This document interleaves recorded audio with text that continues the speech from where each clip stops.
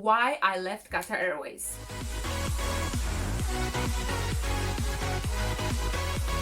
Ladies and gentlemen, a very warm welcome everyone on board my YouTube channel. My name is Julia George. I come from North Macedonia. I'm currently living in Germany and I'm an ex-cabin crew for Qatar Airways that flew for the past 10 years, where I have resigned from my last work position as a cabin service director. In this video, I'm gonna answer a very common question that I get from you guys, and that is why I left Qatar Airways. Every candidate, including you that are watching this video, has its own motivation and own desire why they would be joining the aviation and the cabin crew field itself.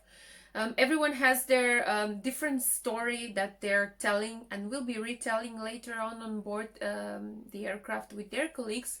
And this is also the same as we all have our stories and our reasons why we're leaving aviation. Out there on the internet, you will hear all the possible personal stories, the good ones, the excellent ones, and the not so good ones.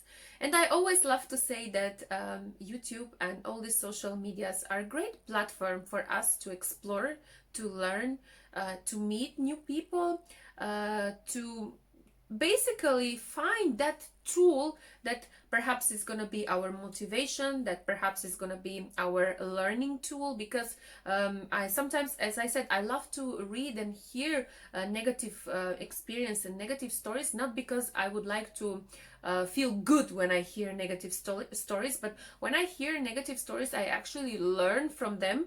I explore personalities when it comes to the negative stories, and I am someone who explores to see what if this thing was done like this, was done in another way, how the outcome of that situation might have been. And I'm not saying that I'm right and the others are wrong. We all have our way of expressing our stories, as in why we joined, why we left, how was our experience, and we all have our reasons for being here on YouTube as a social platform to tell and retell what was going on, perhaps in this case in my 10 years of flying, and in this video actually what is the reason on why I left. During my flying career and during the stages of my career as it was progressing, I started as a cabin crew in economy class until I went to the cabin service director position. In between, I was also part of the cabin crew team in economy class. I was part of the cabin crew team that was cabin seniors in economy class, and then a cabin service director. I have to tell you that all 4 levels of cabin crew, I was having the different mindset of how I want my life to end up. When I was a cabin crew in economy class, I was really looking forward seeing myself as a family person, as someone who will have a husband, who will have children, who will have a job and will be contributing towards making the society a better place. This is the idea. I never wanted to leave. I'm a very social person. I like to help people. I like to hang out, and since I know for myself, I've never said to someone no, I cannot help you. I was always looking away to help someone, and if I was not able to do that, then I'm definitely redirecting that person or those people to the ones who I think that can help in that particular field. So as I said, when I was a cabin crew in economy class, I was really seeing myself as a family person, as someone who's married. Then I moved forward to the business class, where I was caught in a comfort zone that I'm traveling, more or less I have my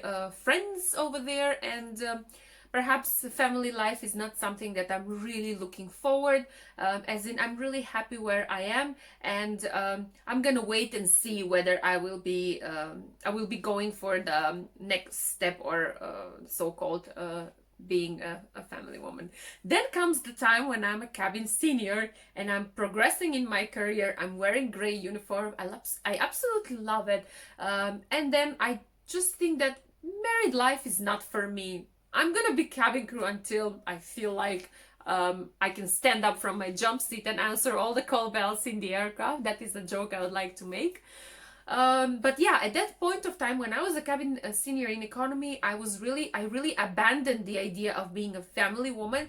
That was something totally not for me at that moment. I really want to go clubbing and I really want to explore and have my life.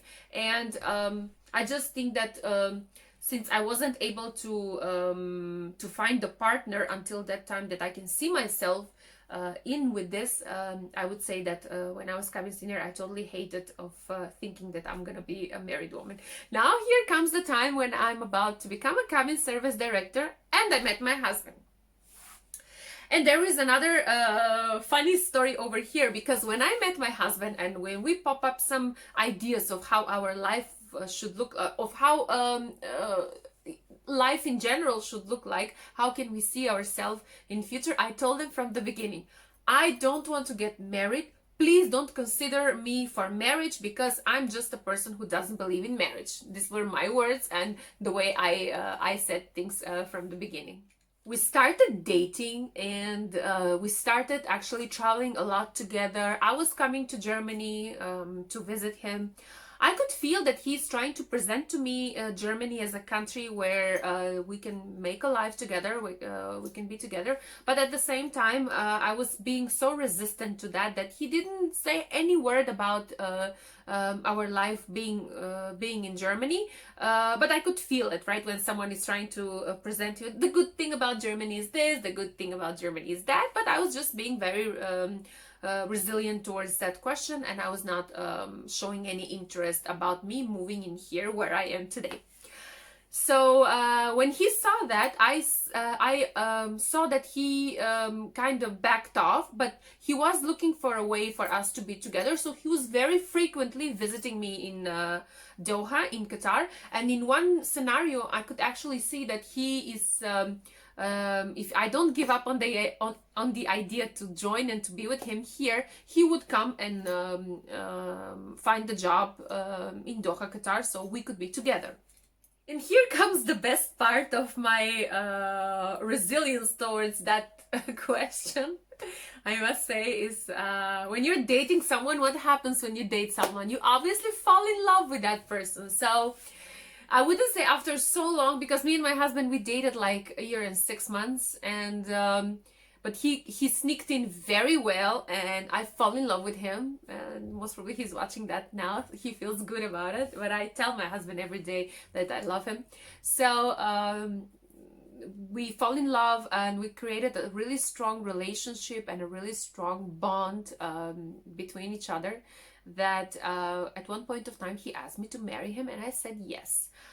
We got married while I was flying, and when we spoke about the idea of still living together, we definitely decided that we're gonna live in Germany, as my husband's profession is growing and is developing here, and because I'm a woman, by all means, at one point of time I will have to give up on my profession, as we will be having kids and stuff like that. This is how life was imagined to be, as it is right now.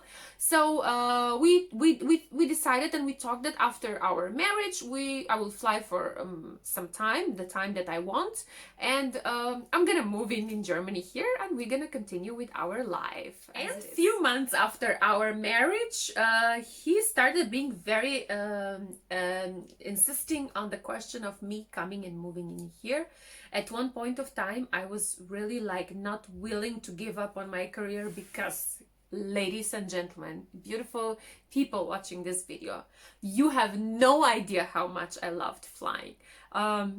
I miss it. I must say, I've been very honest with you. I really miss flying. I really miss my crew. I really miss my life over there. I would not change it for this life, don't get me wrong. There is totally different lifestyle that I have over here right now.